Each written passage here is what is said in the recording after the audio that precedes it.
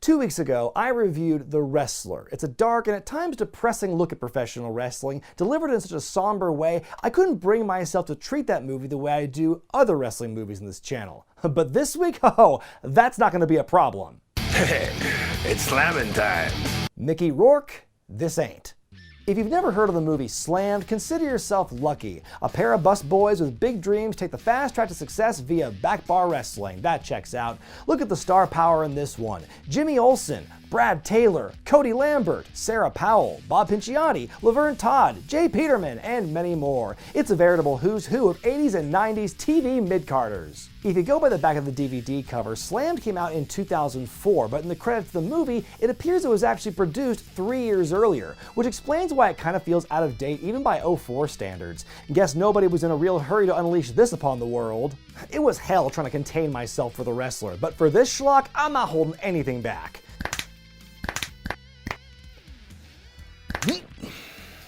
Let's begin.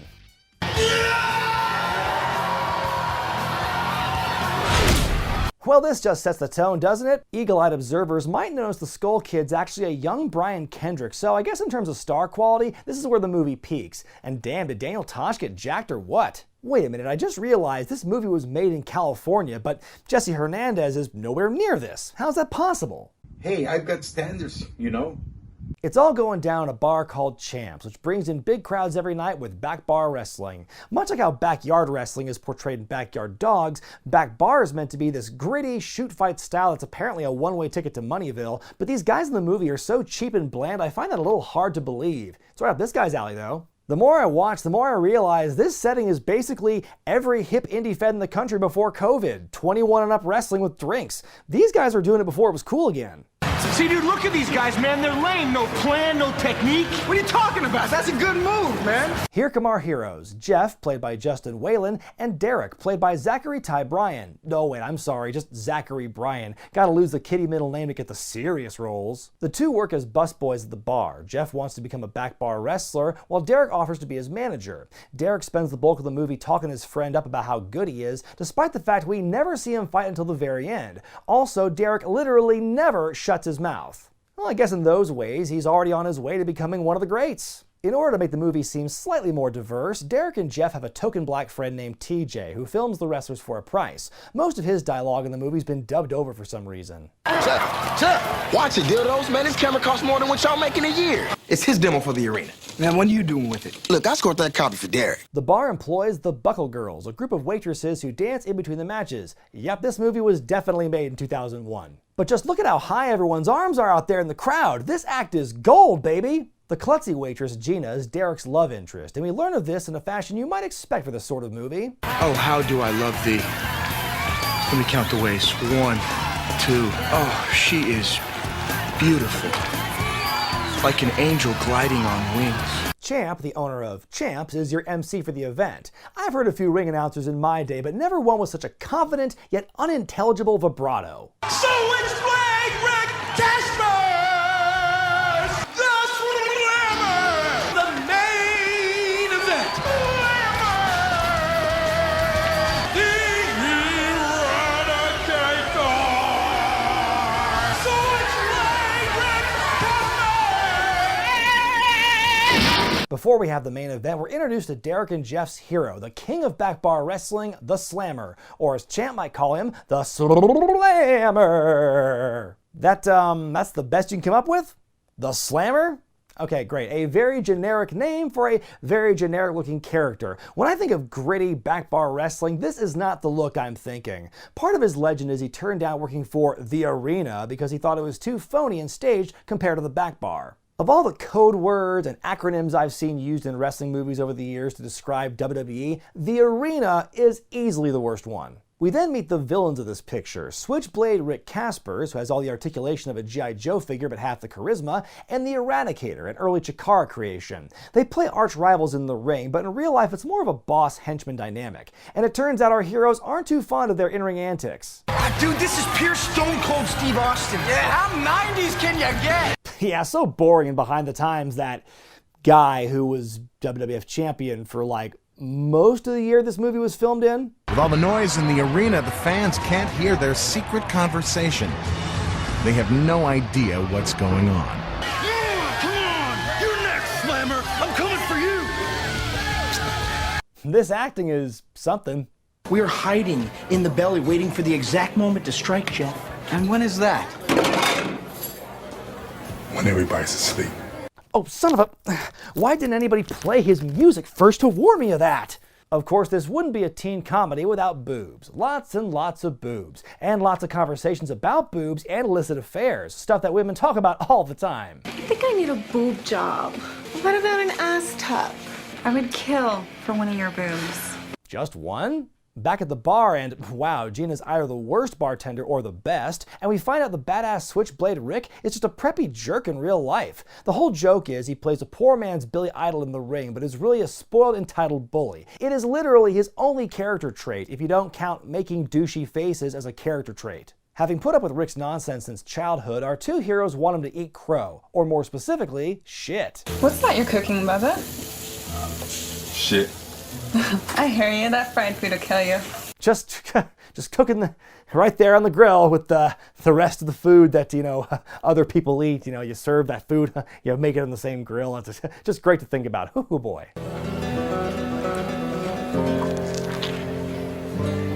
Man, who wrote this gag? Kevin Smith or X-Pac? In walks Shane, who Jeff has a huge crush on, but who is also currently dating Rick. And in case you can't tell, folks, Rick is a bad boyfriend.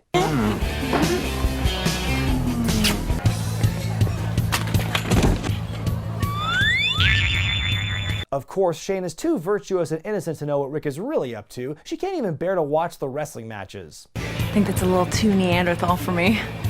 Still the nerd we all loved on Charles in Charge. But the lies aren't the only crap Rick's trying to feed Shane, which prompts Derek to intervene. Rick loses his cool and Shane has to calm him down. I wanted tonight to be special, but typical Rick spoils everything.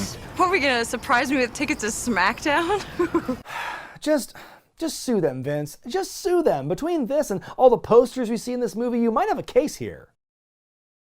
Back at home, Derek's parents are leaving for the week, as is ordained by the gods of cheap teen movies. They inexplicably got John O'Hurley for this role, and good timing too. They got him just when he was in between gigs in the Buzz Lightyear cartoon and the mullets. Son, have a seat, would you? Dad wants to give his presumably adult son the talk before he leaves. They try their best to recreate the awkward humor between the protagonist and his uptight dad in American Pie, but as good as O'Hurley is, he just can't out-levy Eugene Levy. There's a temptation to want to, invite a friend over, a girlfriend. Look, Pops, my bedroom once looked a lot like Derek's there, so let me just tell you from experience, you don't have to worry about a girl being in there with him. Then after all that awkwardness among family members, we find out that the stuffy mom smokes weed. Well, that was certainly a misdirection. Meanwhile, Jeff works at the junkyard with his kooky military veteran uncle. He's played by Don Stark, who last we saw on this channel played Lenny in Santa with Muscles. You know how you can tell the real enemy when everybody looks the same? No. You wait for him to stick his head out the hole they've been hiding in. I feel like this gig might be a downgrade for him. He sure as hell ain't working with Hulk Hogan on set. Now he's got big plans for me, Uncle Mac. Let's hope they're for the mats and not the sheets, huh? They really enjoy utilizing that whole character walks into conversation move in this picture, like a lot. Richie Rick shows up on behalf of his father, who's a real estate developer and wants to purchase the junkyard, over which Uncle Mac is deep in debt. And if you had the gang saves the orphanage / youth center / junkyard in your office pool, congratulations! Jeff heads to Derek's house to blow off some steam and show off some of those fighting skills. We're Switchblade. What do you think of the madman now? Buckle, baby! Say goodbye! Well, at least he'll be a hit in DDT Pro. All you need is some real coaching from somebody who can show you how to counter his moves. Yeah. Hold on, man. I think I have a really convenient item that'll move the plot along. And now that the first act of the movie is complete, let's go back to the bar and see how the cook Bubba's doing. He said something about catching up on some reading. Oh, no! Oh, man! Oh, damn it, Bubba! Tiny Lister, Debo, Zeus. Here he is, jerking it to a mail-order bride catalog. Good night, everybody. You're like the Gilligan's Island of back bar. Going nowhere. Oh! Does that make you Ginger or Marianne? Jeff stands no more and makes the challenge, to which Rick accepts. Now they just have to win the contest to train with the Slammer, and they're golden. They head to a party where the drawing will take place. Derek finds an opening when Jeff suddenly spills drinks all over the lady guarding the entry boxes, who then beats the poor kid up with bad dubbing. You moron! Kiss your ass goodbye, bitch! I'm gonna pound your ass into monkey butter! Because everyone knows the farther away someone is from the camera, the louder they get. Derek thinks he stuffed the entry box, but somehow grabbed a bunch of Slammer fan mail instead. I mean, that's what you do, right? You leave fan mail for your favorite wrestler at a sleazy party under an overpass in the middle of the night? It's why I just couldn't buy into when Ready to Rumble did that scene. There was no mention of fan mail anywhere. Because the filmmaker's desired audience expects it, time for a wet t-shirt contest hosted by the Slammer himself. Whoa! Yes, a perfectly normal way to react to someone getting on stage. It turns out the other way to get Jeff's name into the drawing is to get one of the chesty waitresses from the bar to enter the wet t-shirt contest, giving her a chance to put the winning entry into the box herself so she can pull it out again and declare Jeff the winner. I mean, that strategy obviously makes the most sense. Fifi wins the contest, but before they can officially announce the name, the police roll in and break up the action. Well, that has got to be the worst thing I've seen cops do. The absolute worst thing. Nothing could be worse for a cop to do than break up a party like that. The lads finally return home the next morning to discover the man himself, the Slammer, asleep on the porch of Derek's house. The legend is here, baby! It's Slammer time! Not the reaction I would have had. The Slammer makes himself comfortable, eats everything in the fridge, then gets ready to train. He starts doing some ballet moves, at least Sasha Mitchell's best interpretation of them, which horrifies Derek. Slammer's gay? Oh no, don't say it! Don't tell me the Slammer is... Gulp! Gay? Turns out Derek has a gaydar that malfunctions more than one of Tim the Toolman Taylor's home projects and goes into full panic mode. Seriously, Derek's entire world crumbles around him at the idea that his hero might be gay. Don't make me use the Q word, okay? I saw it with my own eyes. He was dancing in my kitchen like Baryshnikov. Life as we know it no longer exists. I mean, what other explanation can there be? Stretching. Stop doing that move! Oh my god, Rick, I'm so sorry. Hi, Chris Jericho. Your presence via cutout isn't helping things, sadly. At the request of Jeff, TJ totally spies on Rick making out with Lucy and eventually having sex with her. The video camera, cinema's ultimate tool of espionage and revenge. Back at the bar, the boys meet Slammer's opponent for the evening, the Goon. No relation to this Goon. You want to see him before the fight? Of course. We're gonna want to get on the same page. Goon is played by Sylvester Terkay about 5 years before his stint in WWE and is probably the best performer out of everyone else in the movie. He and the Slammer have their match. Damn kid, lighten up on those forearms. After a valiant battle, Slammer wins after ejecting the Goon from the ring, because that's a rule now, I guess. Glad they told us. Hey everybody, let's give it up for the Goon. He fought a hell of a fight, Aw, geez, come on, guys. You don't have to do that now. That's okay. Elsewhere in the bar, oh goody, there's Bubba, asleep in the girls' changing room while they're inside. I bet something really silly is gonna happen in this scene. What are you guys doing? And that was indeed a very silly thing. Good match, man. Wow, who's this beautiful young lady? That's my girlfriend, Shane. Oh, thank you. You know, Rick said that you had a good match. Yes, he did say that. We were all there when it happened. Jeff and the boys are really excited to embarrass Shane and crush her soul in front of everyone at the bar by showing her the footage of Rick fooling around. She decks King Douche and goes with Jeff to a party at Derek's house, but not before the Goon witnesses Rick pay the Eradicator to crash it. Oh, that Jesus, always hanging out with the wrong crowd. This is definitely a sexy movie party, folks. There's drinking, there's dancing, there's boobs, there's sexy breakfast, playful flirting with sauce? Shane lets Jeff know she's been aware of his crush since childhood, then they have a slow dance. Wait, what house party has a slow dance portion? Champ is also at the party having a good cry over the mail order bride he lost out on, because it's natural just to carry her 8x10 around at a party, you weirdo, when he's approached by a different mail order bride who left her husband at the altar and is just there for some reason. I don't know, you come up with something. It would always be something he paid for. I came here for a husband. And you found one. Ugh, is that all it takes? Also, Champ was going to pay for someone until he happened to find somebody else someone already paid for. That feels worse somehow. Who asked for this subplot? It's slamming time.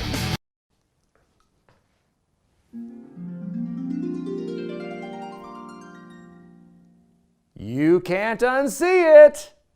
Eradicator shows up and begins to make trouble, but the Goon fights him. This is for real, punk! This ain't none of your fake crap! Yeah, exactly, but you do the fake crap too, because you and Rick are in on it. What? Old clumsy Gina accidentally KOs the Goon, and soon the Slammer shows up, throwing Jesus through some of the flimsiest furniture you ever did see. Slammer wins by way of ring out. Meanwhile, at makeout point... Let's not talk about Rick.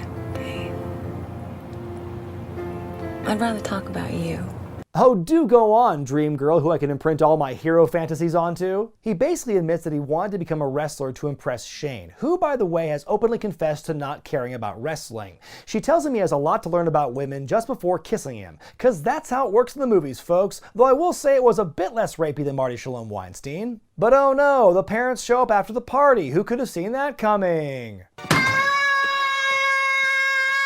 I like this character. The Slammer pops out of the shower, which instantly changes Dad O'Hurley's sour mood. Not because there's a half-naked man in the room, but because it's the Slammer. He's the titan of fighting, the undisputed king of backbar wrestling! You know what? That shit doesn't make any sense, and they know it doesn't. Rick and Jeff up the ante for their match. If Rick wins, his dad gets the junkyard. But if Jeff wins, Rick pays Uncle Mac's tax debt. Meanwhile, Champ's had one too many run-ins with Johnny Law and risks losing the bar if he runs one more match. So the boys decide to hold the big fight in the junkyard. Was that ring there the whole time under all that garbage? That's a fine how do you do. Now it's time for the part everyone loves, the training montage.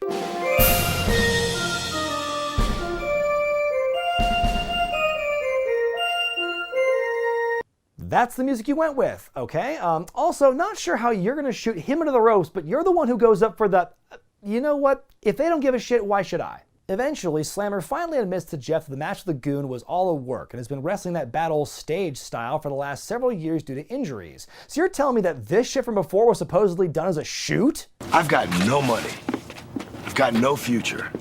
I can't even get out of bed in the morning without taking a couple of these. That's if I got a bed. You know, I don't think this movie needed a dumbed down Randy the Ram to make this more compelling. Or is he a young version of Demaniac? Loud noises make the squirrels go in my head, and I don't fight in the ring anymore, but I still fight with the demons in Demaniac's head. So the lesson in all this apparently is that staged fights are the way to go. Turns out all the back bar matches we've seen here have been total works, and Jeff bought into it all. So it just goes to show you that kayfabe's alive and well in 2001. You know, I never sold out, but I should've.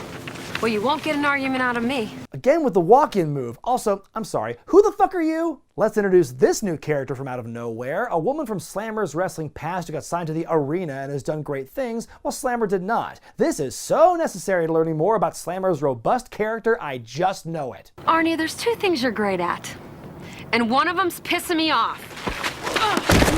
Oh. Okay, well, what's the other thing? What is it? Then he scissor-locked Psycho's throat and pinned him for the match. It was the greatest move I'd ever seen. Really? That's the greatest move you've ever seen? That sounds really boring. It's the day of the big fight. The boys are getting ready and the wacky uncle's in full uniform. Get it? Because it's a battle and he's quirky. Not tonight, shorty. Surprisingly, the show is an undercard match between two ladies, and you'll never guess where you've seen the redhead before. Share this first time ever! HLA right here on Raw! Man, things were looking up for Jenny Lane around this time. She had a lot of breaks. Ooh, this is hot. Naughty Nancy's putting a hurting on that pussy. Sir! The only luscious Lola! Oh no, not you too, Slammer!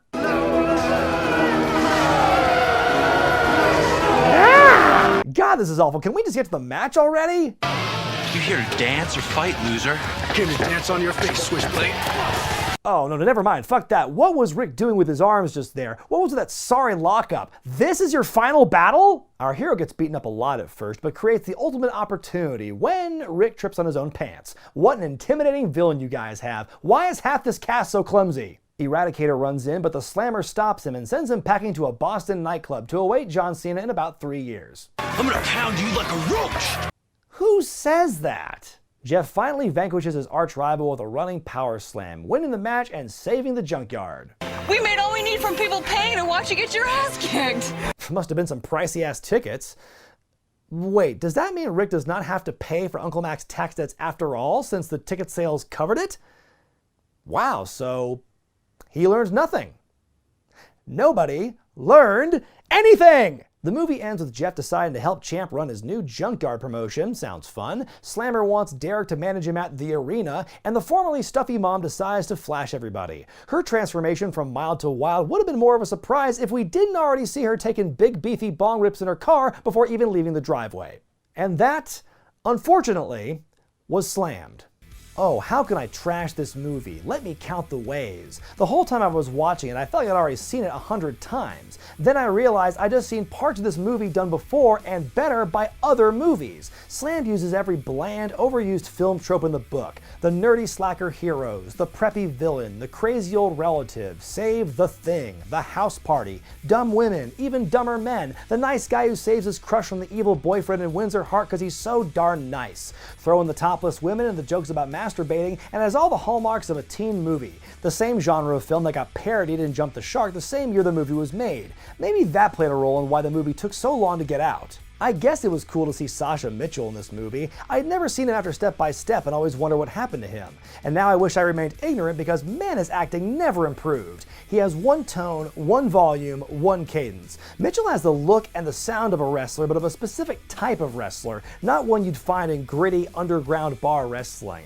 I don't know who else was considered for the role, but I can't imagine that this guy was the best choice. Of everyone in the cast, thank God Lake Bell managed to make a good career for herself after this. And oh yeah, the people who made this movie didn't know fuck all about wrestling either, but that's the least of their problems here. Ready to Rumble set the bar of dumb wrestling buddy comedy pretty low to begin with, but Slammed couldn't even clear that. From the writing, to the directing, to the acting, to the sound mixing, and about everything in between, Slammed looked to cut corners everywhere they could, and this was the result. In short, I guess the best way you could sum it up is, it sucked! Now who wants to watch The Wrestler again?